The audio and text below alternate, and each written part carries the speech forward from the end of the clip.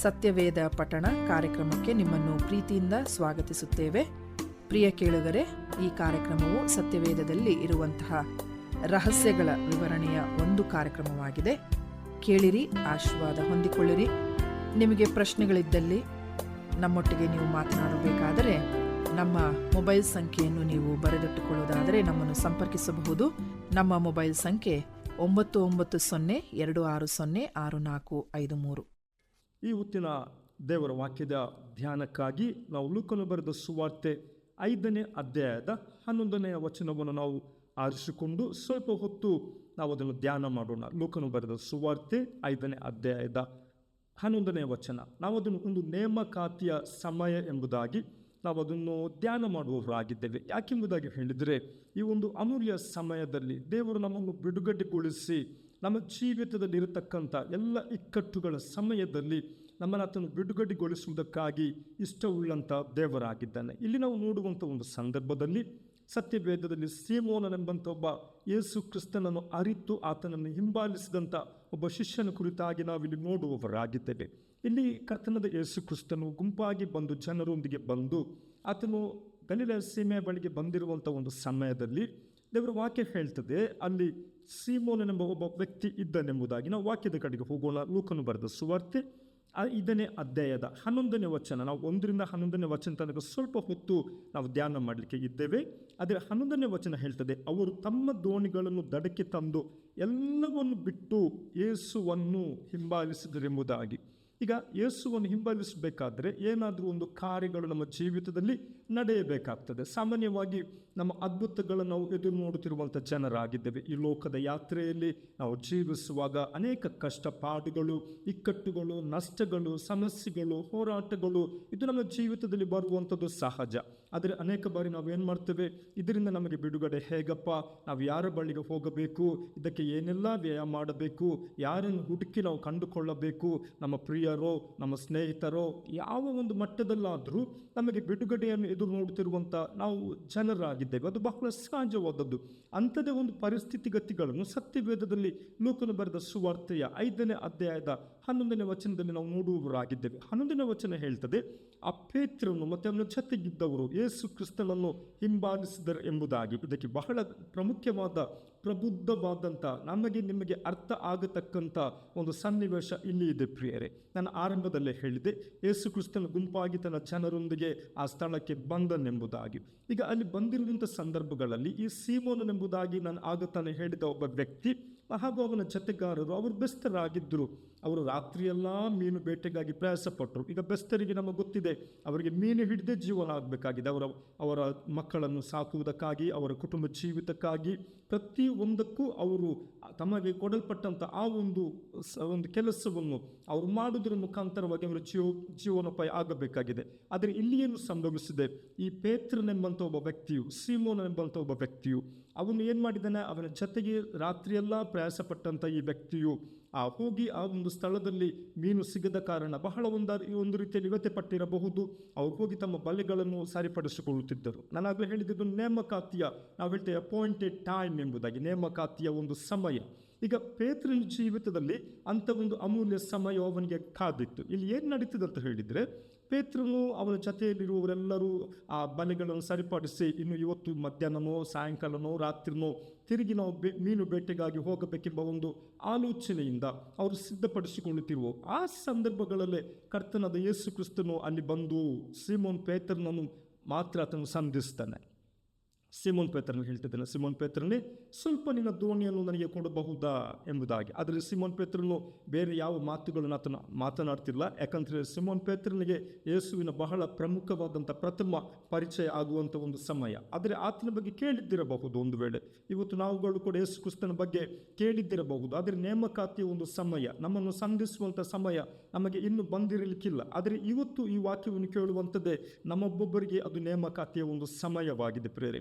ಅದರಿಂದ ನಾವು ಹೃದಯ ತೆರೆದು ಇದನ್ನು ಕೇಳೋಣ, ಮನಸ್ಸು ಕೊಟ್ಟು ಇದನ್ನು ಕೇಳೋಣ. ದೇವರ ವಾಕ್ಯವು ಆಗ ನಮ್ಮ ಜೀವಿತದಲ್ಲಿ ಒಂದು ಹೊಸತನವನ್ನು, ಒಂದು ಜಯವನ್ನು, ಒಂದು ಅದ್ಭುತವನ್ನು ಮಾಡೋದಕ್ಕೆ ಸಾಧ್ಯವಿದೆ. ಇಲ್ಲಿ ಸಿಮೋನ್ ಪೇತ್ರನ ಆ ದೋಣಿಯ ಒಳಗೆ ಕರ್ತನು ಹೋಗಿ ತನ್ನ ಜನರೊಂದಿಗೆ ಸೇರಿ ಅಲ್ಲಿ ಅನೇಕ ಜನರು ಗುಂಪಾಗಿ ಬಂದಿದ್ದರು.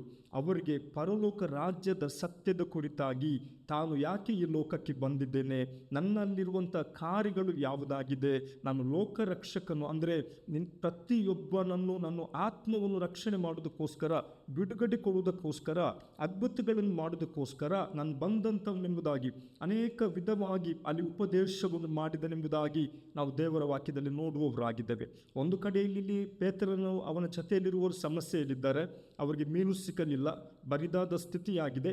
ಆದರೂ ಪೇತ್ರನು ಒಂದು ಮಾತು ಸ್ವಾಮಿಗೆ ಹೇಳದೆ ಯೇಸು ಹೇಳಿದಂಥ ಮಾತಿನ ಮುಂದೆ ಅವನು ಆರಂಭದಲ್ಲಿ ತಗ್ಗಿಸಿಕೊಳ್ತಾನೆ, ಅವನು ಆರಂಭದಲ್ಲಿಯೇ ಬಿಟ್ಟು ಕೊಡ್ತಾನೆ. ಅವನು ಹೇಳ್ತಿದ್ದಾನೆ, ಸ್ವಾಮಿ ನನ್ನ ದೋಣಿಯನ್ನು ತಗೊಳ್ಕೊಳ್ಬಹುದೆಂಬುದಾಗಿ. ಆಗ ಕರ್ತನಾದ ಯೇಸು ಕ್ರಿಸ್ತನು ಆ ದೋಣಿಯನ್ನು ಆರಿಸಿಕೊಂಡ ಮೇಲೆ ಆತನು ಅದರಲ್ಲಿ ಕುಳಿತು ಜನರಿಗೆ ಉಪದೇಶವನ್ನು ಮಾಡುತ್ತಾ ಆತನು ಹೇಳಬೇಕಾದ ಮಾತುಗಳನ್ನೆಲ್ಲ ಹೇಳಿದ ಮೇಲೆ ಈಗ ಪೇತ್ರನಿಗೆ ಹೇಳ್ತಿದ್ದಾನೆ. ನಾವು ನೋಡತಕ್ಕಂಥ 5ನೇ 4ನೇ ವಚನದಲ್ಲಿ ಹೀಗೆ ಹೇಳ್ತದೆ, ಯೇಸು ಕ್ರಿಸ್ತನು ಸೀಮೋನ್ ಪೇತ್ರನೊಂದಿಗೆ ಮಾತನಾಡುವುದನ್ನು ಮುಗಿಸಿದ ಮೇಲೆ ಸೀಮೋನನಿಗೆ ಹೇಳ್ತಿದ್ದಾನೆ, ಆಳವಾದ ಸ್ಥಳಕ್ಕೆ ದೋಣಿಯನ್ನು ನಡೆಸಿ ಮೀನು ಬೇಟೆಗಾಗಿ ನಿನ್ನ ಬಲೆಯನ್ನು ಹಾಕಿರಿ ಎಂದು ಹೇಳಿದನು.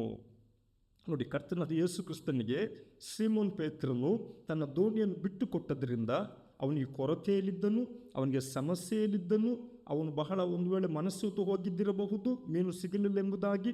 ಆದರೆ ಯಾವಾಗ ಯೇಸು ಹೇಳಿದ ಮಾತಿಗೆ, ಲೋಕರಕ್ಷಕನಾಗಿ ನನ್ನ ಜೀವಿತದಲ್ಲಿ ನಾವು ಕಾಣದಂಥ ಕಾರ್ಯಗಳನ್ನು ಮಾಡುವುದಕ್ಕೆ ಶಕ್ತನಾದಂಥ ದೇವಕುಮಾರನು ಎಂಬುದಾಗಿ ಕರೆಯಲ್ಪಡುವ ಯೇಸು ಹೇಳಿದ ಮಾತಿಗೆ ಆತನು ತನ್ನನ್ನೇ ಬಿಟ್ಟುಕೊಟ್ಟು ತನ್ನ ದೋಣಿಯನ್ನು ಒಪ್ಪಿಸಿಕೊಟ್ಟಾಗ ಈಗ ಒಂದು ಅತಿಶಯ ಕಾರ್ಯಗಳನ್ನು ನಾವು ಕಾಣುವಂತೆ ಯೇಸು ಸ್ವಾಮಿ ಅಲ್ಲಿ ಮಾಡುವವನಾಗಿದ್ದಾನೆ.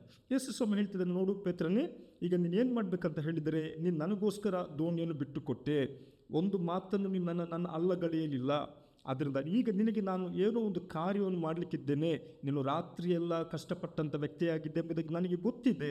ಆದರೂ ಏನು ಮಾಡು, ದೋಣಿಯನ್ನು ತಗೊಂಡು ಸ್ವಲ್ಪ ಮುಂದಕ್ಕೆ ಹೋಗಿ, ಅಲ್ಲಿ ದೇವರ ವಾಕ್ಯ ಹೇಳ್ತಿದೆ, ಆಳವಾದ ಸ್ಥಳಕ್ಕೆ ದೋಣಿಯನ್ನು ನಡೆಸಿ ಮೀನು ಬೇಟೆಗಾಗಿ ನಿಮ್ಮ ಬಲೆಗಳನ್ನು ಹಾಕಿರಿ ಎಂದು ಹೇಳಿದನು. ಅದಕ್ಕೆ ಸೀಮೋನನ, ಗುರುವೇ, ನಾವು ರಾತ್ರಿಯೆಲ್ಲ ಪ್ರಯಾಸಪಟ್ಟರೂ ಏನೂ ಸಿಕ್ಕಲಿಲ್ಲ, ಆದರೆ ನಿನ್ನ ಮಾತಿನ ಮೇಲೆ ಬಲೆಗಳನ್ನು ಹಾಕುತ್ತೇನೆ ಅಂದನು. ಈಗ ಪೇತ್ರನು ಒಂದು ಕಡೆಯಲ್ಲಿ ತನ್ನ ಸೋಲನ್ನು ಒಪ್ಪಿಕೊಳ್ತಾ ಇದ್ದಾನೆ. ಏನೆಂಬುದಾಗಿ ಹೇಳಿದರೆ, ಸ್ವಾಮಿ, ಹೌದು, ನಾನು ಬೆಸ್ತನಾಗಿದ್ದೇನೆ, ನನಗೆ ಮೀನು ಬೇಟೆ ಆಡುವಂಥ ಎಲ್ಲ ಕಾರ್ಯಪ್ರವೃತ್ತಿಗಳು ನಮಗೆ ಗೊತ್ತಿದೆ. ಸಾಮಾನ್ಯವಾಗಿ ಬೆಸ್ತರು ಸಮುದ್ರಕ್ಕೆ ಇಳಿಬೇಕಾದ್ರೆ ಸಾಧಾರಣವಾಗಿ ಯಾರೂ ಇಳಿಲಿಕ್ಕಾಗುವುದಿಲ್ಲ.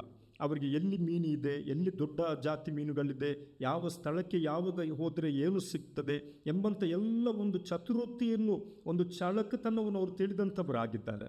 ಆದರೆ ಪೇತ್ರನು ಕೂಡ ಬೇಕಾದಷ್ಟು ಪ್ರಯಾಸಪಟ್ಟಾಗಿದೆ. ಆದರೆ ಇಲ್ಲಿ ಆತನು ಹೇಳ್ತಿದ್ದಾನೆ, ಈಗ ಸ್ವಾಮಿ, ನನ್ನ ಪ್ರಯಾಸ, ನನ್ನ ತಲಾಂತು, ನನ್ನ ಅರಿವು, ನನಗಿರುವಂಥ ಆ ಒಂದು ಅನುಭವ ಇದೆಲ್ಲ ಏನೂ ಇಲ್ಲ.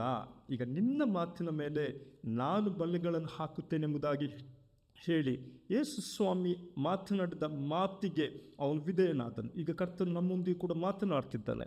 ನಾವು ಏನು ಮಾಡಬೇಕೆಂಬುದಾಗಿ ಹೇಳಿದರೆ, ಆ ಮಾತಿಗೆ ವಿಧೇಯರಾಗುವುದಕ್ಕಾಗಿ ನಮ್ಮ ಹೃದಯವನ್ನು ತೆರೆಯಬೇಕು. ಒಂದು ಸುಮ್ಮನೆ ಏನು ನಮಗೆ ಕೇಳಲ್ಪಡ್ತಿದೆ ಎಂಬುದಾಗಿ ಕೇಳುವವರಾಗುವುದರಿಂದ ಅದರಿಂದ ನಮಗೆ ಲಾಭ ಇಲ್ಲ. ಸೀಮೋನ್ ಪೇತ್ರನು ಕೂಡ ಏನಪ್ಪ ಎಂಬುದಾಗಿ ಆತನು ಒಪ್ಪಿಕೊಂಡದಲ್ಲ, ಒಂದು ಕಾರ್ಯವನ್ನು ಕರ್ತನು ಮಾಡಲಿಕ್ಕಿದ್ದನೆಂಬ ಯಾವುದೋ ಒಂದು ಮನಸ್ಥಿತಿಯಲ್ಲಿ ಅವನು ತನ್ನನ್ನು ಸಿದ್ಧಪಡಿಸಿಕೊಂಡನು. ಅದು ಅವನಿಗೆ ಆಶೀರ್ವಾದದಾಯಕವಾಯಿತು.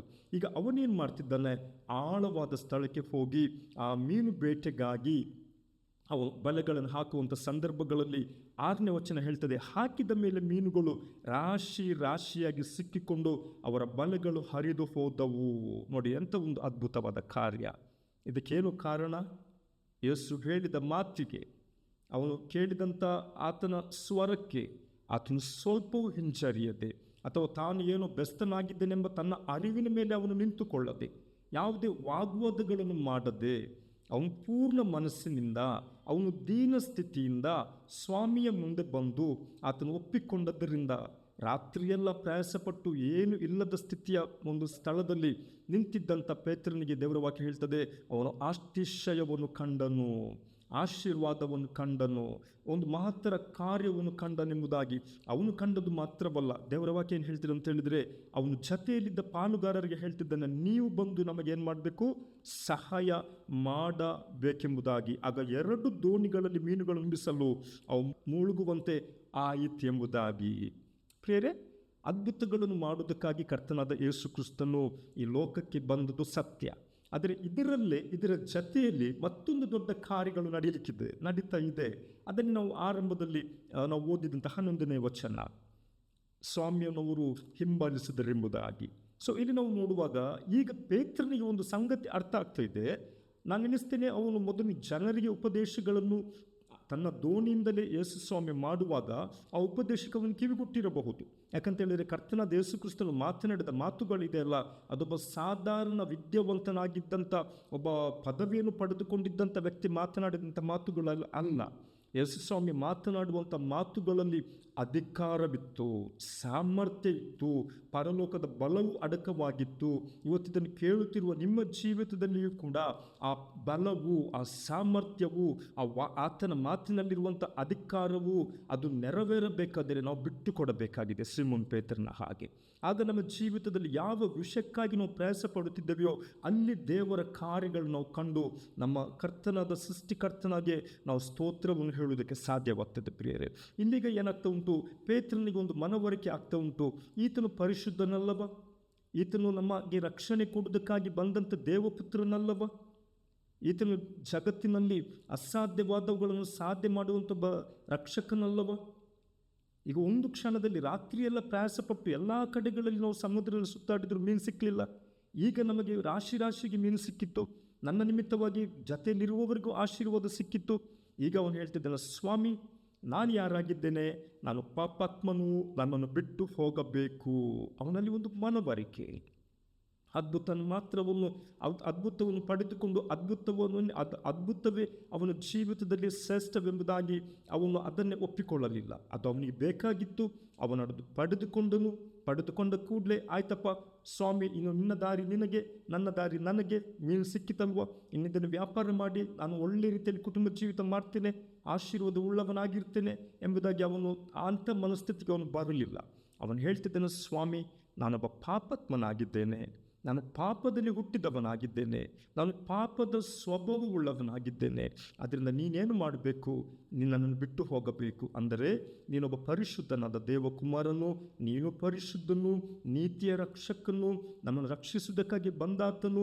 ಆದರೆ ನೀನು ನನ್ನ ಬಳಿಯಲ್ಲಿ ನಿಂತುಕೊಂಡಿರುವಂಥದ್ದನ್ನು ನೋಡುವಾಗ ನಿನ್ನಲ್ಲಿರುವಂಥ ಆ ಒಂದು ಮಹತ್ತರವಾದ ಸತ್ಯತೆಯನ್ನು ನಾನು ಅರಿತುಕೊಳ್ಳುವುದಕ್ಕೆ ಸಾಧ್ಯವಾಗಿದೆ. ಕರ್ತನೆ, ದಯವಿಟ್ಟು ನನ್ನಿಂದ ದೂರ ಹೋಗಿ ಎಂಬುದಾಗಿ ಯೇಸು ಸ್ವಾಮಿಗೆ 8ನೇ ವಚನದಲ್ಲಿ ಹೇಳ್ತಿದ್ದಾನೆ. ಸೀಮೋನ್ ಪೇತ್ರನು ಇದನ್ನು ಕಂಡು ಯೇಸು ಸ್ವಾಮಿಯ ಮೊಣಕಾಲಿಗೆ ಬಿದ್ದನಂತೆ. ಆತನು ತನ್ನನ್ನು ಇನ್ನೂ ಬರಿದು ಮಾಡಿಕೊಂಡನು, ತನ್ನ ಸ್ಥಿತಿಯನ್ನು ಇನ್ನೂ ನಾನು ಏನು ಇಲ್ಲದವನೆಂಬುದಾಗಿ ಕರ್ತನ ಮುಂದೆ ತೋರಿಸಿಕೊಂಡನು.